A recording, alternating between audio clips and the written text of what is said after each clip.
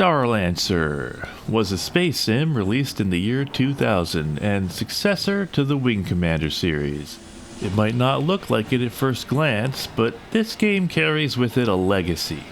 After delivering the ambitious and bizarre but obviously rushed Privateer 2 The Darkening for Electronic Arts, several members of the studio EA Manchester split off to form Warthog Games in 1996.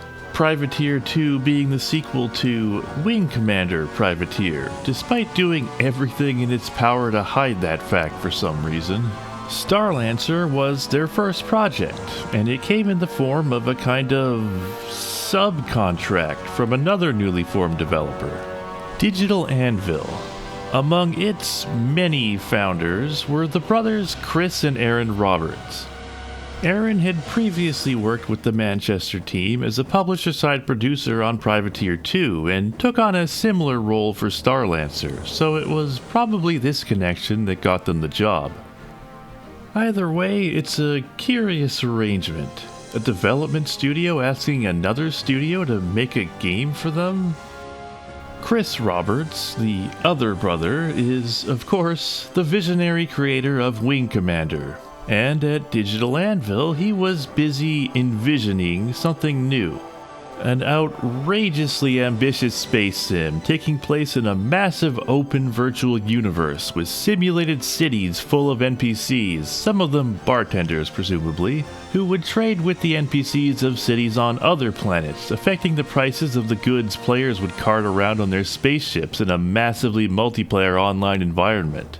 As I'm sure everybody watching this video knows, this would eventually come to be called Freelancer.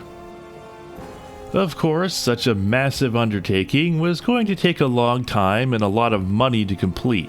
This led them to doing things like signing a massive multi-game publishing deal with Microsoft, who were looking to scale up their involvement in video games at the time.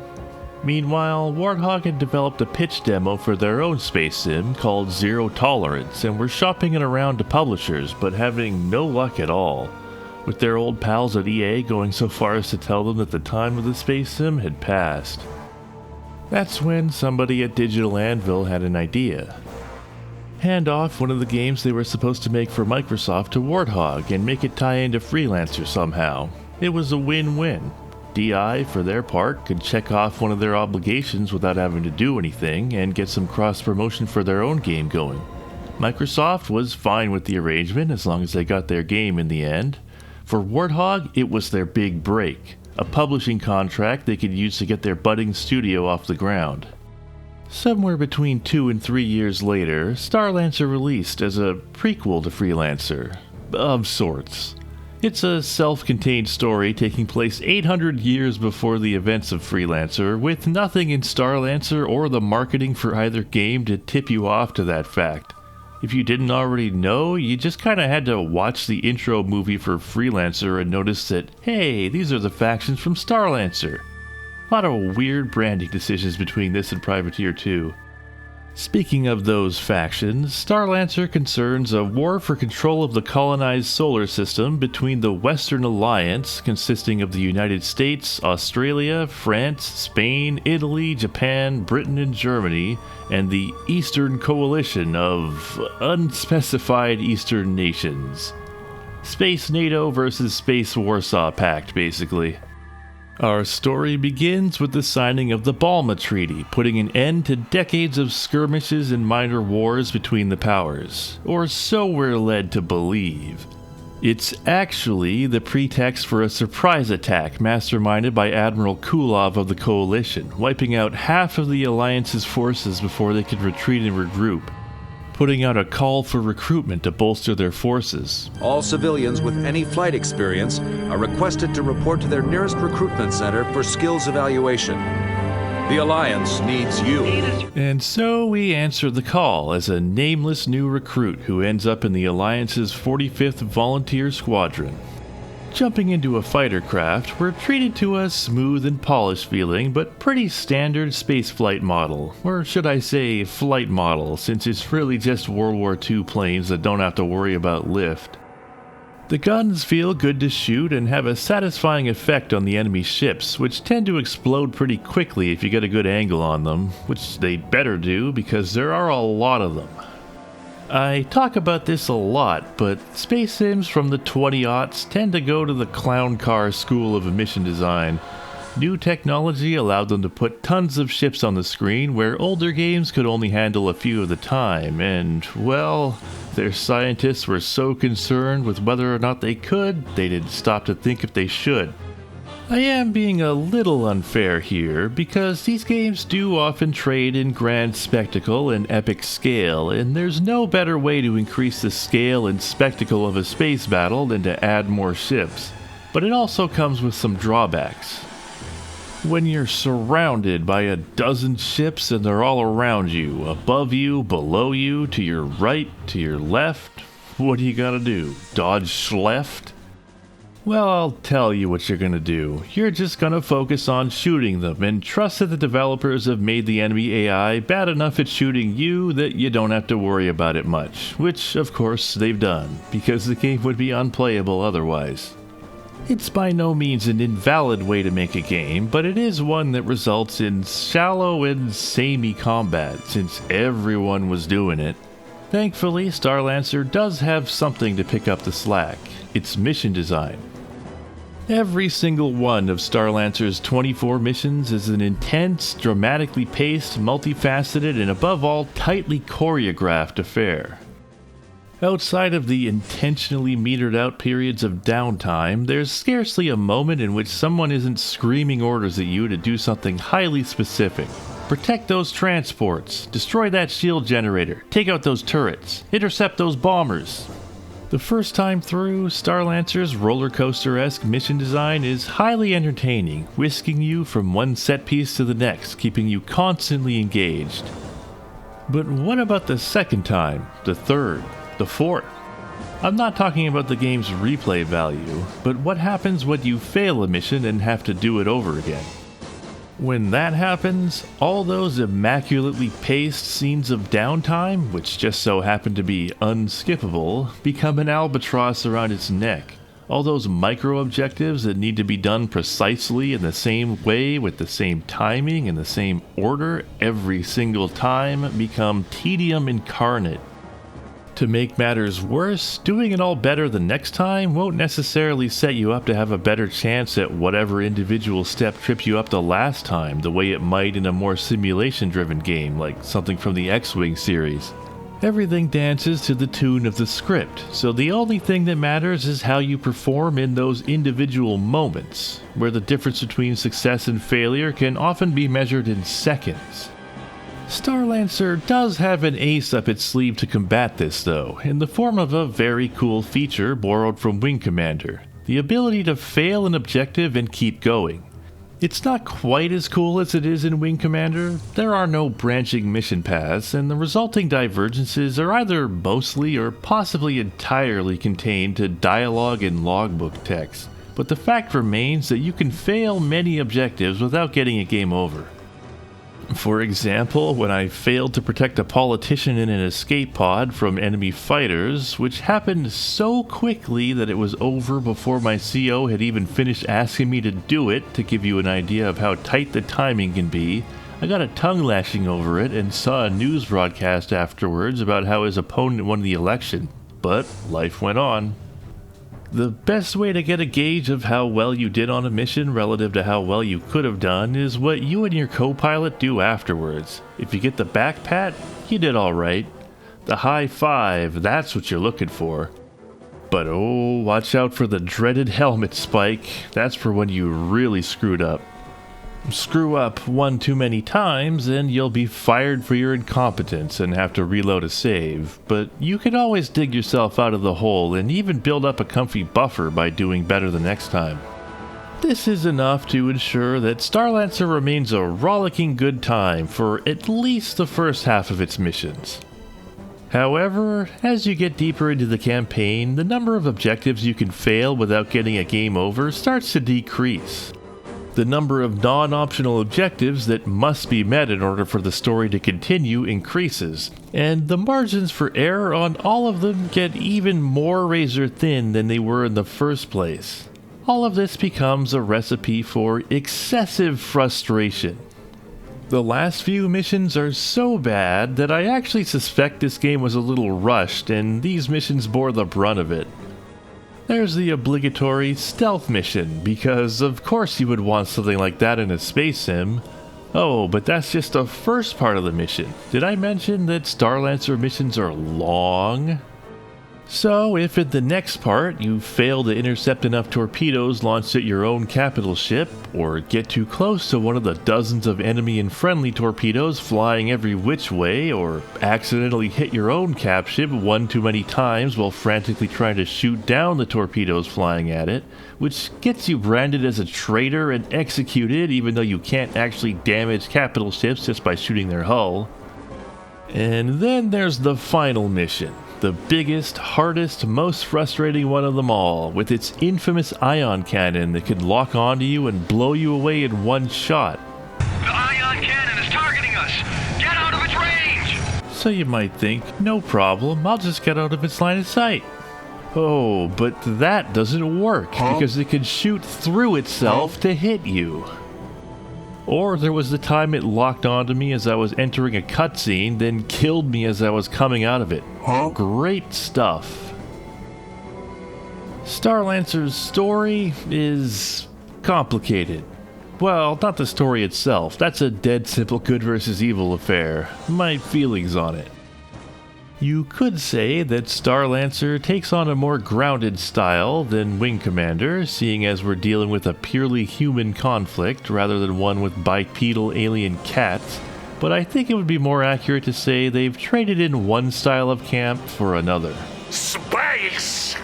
They're no Tim Curry, but these guys still make a great effort, putting on their very best bad Russian accents and hamming it up to the max.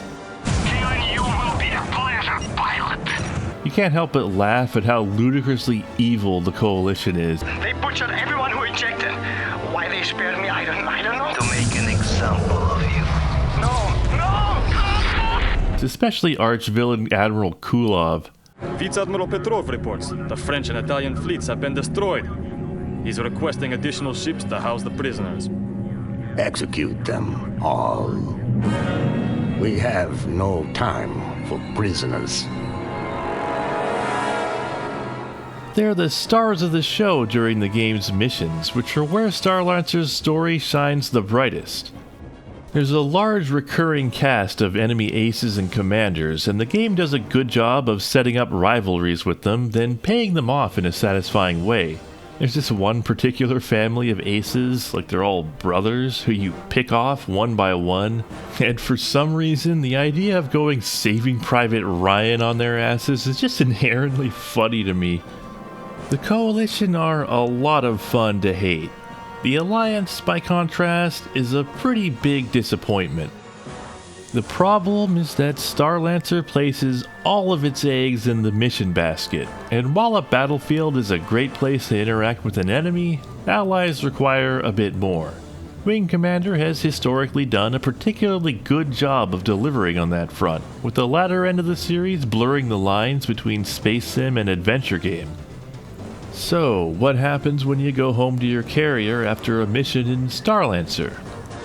Well, it starts promising, with the ability to explore your quarters as if they were a room in one of those pre-rendered CG adventure games. There's a TV you can use to tune into a news broadcast, which keeps you up to date on the state of the war and often reflects your successes or failures in the missions. That's all well and good. The problem is when you leave those quarters, you find yourself going straight to the next mission briefing. No detours, no chance to get to know your wingmates or fraternize with the crew. All work and no play makes Jack a dull boy. I've been banging on this drum for a while now. If you want me to care about your characters in a space sim, you've gotta let me spend some quality time with them outside the ship. And this gaping hole of storytelling potential is only made worse by the connection to Wing Commander. Case in point, the very first thing that happens when you launch into the first mission is this. The name's Mike Horgan, call sign Moose. I've been assigned as your co-pilot. I'm seated right behind you, so take good care of this crate, and you and I will get along just fine. And I thought, what a great idea for a character. A co-pilot who goes through all the same things you do, so he can comment on all of it and you can bond with him over it. So it's a damn shame he's kinda wasted on Starlancer. Even though he's the character who has the most speaking time of anyone in the game, I don't really feel like I know him all that well. But I'd like to.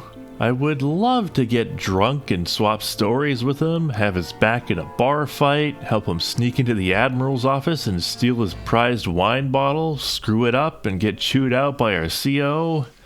You know, all the kinds of things we might have gotten up to if this had been a Wing Commander game. They try to pick up the slack during the downtime in missions, but it just can't handle the load. Like when I was streaming the game, one of my wingmen abandoned the Alliance to become a pirate. Hey, Tigers. Long time no see. Which prompted the whole chat to go, Who? and look, I remembered him. Which is to say, I remembered that he existed, not that I knew him well enough to care that he betrayed me in the slightest. The most memorable Alliance character, other than Moose or Squadron Commander Maria Enriquez, who delivers all your briefings, is Bandit, another one of your wingmates who mostly stood out to me because he sounds remarkably like Karth and Kaiden of BioWare fame, though I can't prove it since the voice actors on this game seem to have gone uncredited. He's with you for most of the game, incessantly whining about how you aren't doing things fast enough. Come on, 45th. If we take any longer, we'll blow it. Take out those turrets now. Come on. We need to take out that shield generator. Come on. Finish off the convoy. Come on. Take out those satellites. Come on. We need to finish these fighters. Damn, bro. If you want it done so bad, maybe you should try doing it yourself. Then he abruptly stops showing up near the end for no explained reason, and is replaced with a very similar character, which just leaves me wondering why they even bothered. And, well, that's a lot of negativity, and this game's not bad, so to try to make a sandwich out of this, why don't we talk about, capital ships? Cap ships are an important part of the fantasy of space battles, but space sims very frequently fail to find a good way to integrate them into their gameplay. Usually getting caught somewhere between finding a way to fight them that doesn't feel awkward and trivializing them. But Starlancer actually does a pretty good job with them. They slot pretty well into its scripted mission design ethos. Every interaction with them is pre-planned by the mission designers, so they can make them imposing behemoths that require a team effort to take down, while always giving the player something to do that makes sense. It's pretty much a given that you should destroy their shield generator, so friendly torpedoes can get through. Then, if you have allied bombers nearby, you'll probably be asked to take out all the turrets so they can get a clear shot. Or if you're with the friendly CAF ship, you'll have to take out the enemy's torpedoes while they slug it out with each other. Sometimes you might need to shoot their engines to prevent them from escaping. There are also more bespoke actions, like protecting a boarding ship full of Marines or breaking through a shutter and launching a special type of missile at a weak point. It's a pretty robust set of interactions, though there's not much strategy to it. Or should I say, the strategy has already been figured out by your COs and you're just doing what they tell you to. But that's just the kind of game Starlancer is. This is also the place to mention that the game had online multiplayer, including various flavors of deathmatch, none of which really interest me, but what does interest me is that it has full campaign co-op. This wasn't completely unique. X-Wing vs. TIE Fighter had co-op, for example, but not in an elaborate story-based campaign the way Starlancer does. This must have taken a lot of work to pull off, and I bet those who were able to take advantage of it had a great time. I can only imagine how much less of a pain in the ass those last few missions would have been with the ability to be in multiple places at once. I also quite like the way they let you choose which ship to fly. One of the most frustrating things in a space sim can be when the developers saddle you with a crappy or ill-suited ship for a tough mission, so leaving the choice in my hands is always welcome. There's a nice spread of ships with differing levels of armor, armament, maneuverability, and special abilities like auto-aim for your guns or a cloaking device to choose from. So no matter what your style is, you can almost certainly find a ship that suits you. Access to more advanced ships is gated by your rank in the military, which you make progress in by scoring kills. The fact that this has absolutely nothing to do with how well you've been completing your objectives can lead to some pretty funny disconnects. Like reading through a mission debriefing that spends multiple paragraphs excoriating you for your incompetence, and then you get to the end and it's like, by the way, we've been really impressed with your performance so far. Congratulations on your promotion.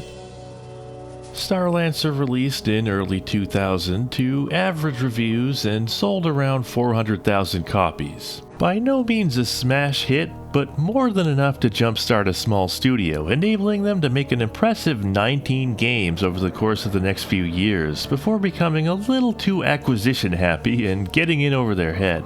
An all too common story among AA developers. Typically, the next chapter begins with them getting acquired by a large publisher, and Warthog is no different. Unfortunately for them, the publisher in this case was Tiger Electronics, who wanted them to make games for their upcoming Gizmondo console. And if you know anything about that, you'll be unsurprised to learn that their story ends here. Overall, Starlancer is okay. It's an average game, not so much because it's of an overall average quality, but because its good qualities, which are genuinely good, are dragged down by its bad or missing ones, leaving it in the middle. It's got peaks and valleys, like a roller coaster. As such, I wouldn't recommend going out of your way to seek it out nowadays, unless you have fond memories of it from back in the day, or you just want to play them all. But if that is you, there is fun to be had here, especially if you can bring a friend or two. If you do want to check it out, you won't be getting it from modern storefronts. If you'll recall, it was published by Microsoft, and do they even sell games nowadays? Kidding aside, I doubt anyone over there even remembers this game exists, so don't feel too bad about using whatever means necessary to play it. Even if you did manage to get your hands on that triple action pack, which seems to be how most people ended up with the game, including myself actually, I got it for Metal Gear Solid, you're still going to have to defeat safe disk copy protection, which has long since been blocked at the OS level by Microsoft, with good reason. So you've got that to contend with on top of all the usual early Windows issues. You can get the game running on Windows 11, as proven by the fact that I did it. But I have heard from multiple people in my chat that they had trouble getting it to work. If that's you, or you just want to avoid the headache altogether but still want to try it, I recommend the Dreamcast Port. It was made by Warthog themselves, and it does a pretty unusually good job of translating the game to consoles. It does make some sacrifices and changes in order to cram the game into the Dreamcast controller's annoyingly low number of buttons, such as the elimination of the power management system, but that was mostly superfluous anyway, and pretty much all the changes are well thought out and appropriate, such as installing the blind fire system on all ships instead of only select ones, so they all get auto-aim. The resulting control scheme works great, and is a fine way to play the game's missions, which seem to have survived completely intact from what I was able to tell. They even snuck in some balance improvements, and some upgrades to the arcade-style instant action mode. The one big, inarguable downgrade is that the pre-rendered scenes where you explore your cabin and walk through your carrier have been completely removed. And they gave Enriquez a cloaking device to use during her briefings. Okay, people. No more sim pods, no more target drones. This is probably the result of them cheaping out and shipping the game on a single GD ROM. If you don't know, the GD stands for Gigabyte Disc, which is less than what the PC version's 2 CDs could carry. It's unfortunate, but at the end of the day, this stuff just isn't core to the experience. I wish it was, but that would be for an entirely different Starlancer than the one we got. The only potential snag is that if you want to emulate it, unlike with most games, you'll need a real Dreamcast BIOS or the videos won't play correctly. You know, the ones they didn't cut. It's always something, huh? Well, that's what I've got for Starlancer. And hey, would you look at that? I actually managed to get it out within about a month of my last video. Almost like I'm on some kind of regular schedule, like a professional might have. Now that I'm fairly confident I can have something for you every month, the next challenge is to see if I can complete the next big video while keeping that up. Wish me luck. This video was made possible by my wonderful patrons. You could support the creation of more by going to patreon.com/SpaceCadetRewind, where you can get your name in the credits, vote on which game I should cover next, and if you go in on the major tier, I'll read your name out loud, such as Jonathan, Josh Cardwell, Justin Talbot, Julius BMT Cotere, Jan Vollmer, Red One, Erica Simmons, A Hanging Chad, Alarmed Response, Regular Casanova, Pops Freshenmeyer, and Puke Skywalker, formerly 410,757,864,530 gay cops. See you next mission.